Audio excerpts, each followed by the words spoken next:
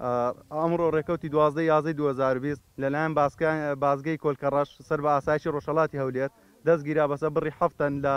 پەنیری ئۆکرانی کە لە وڵاتی تورکیا و داخلی هەرێمی کوردستان بووە. ئێمە وەکو بەشی ئابووری ئاسایشی ڕۆژهەڵاتی هەولێر بە دوواداچونمان وەکرد لەگەر بەشی تەندروستی و بەشی بەرگری شارستانی لەسەر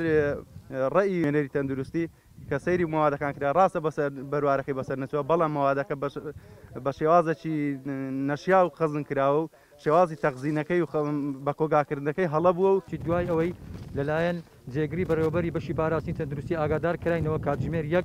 کە لە بازگەی کۆلکەڕەش طبعا سوپاسی کارمەندانی بازگەی کۆلکەڕەش دەکەین کە هەموو دەمێ هاوکارمان بووینە دەستیان بە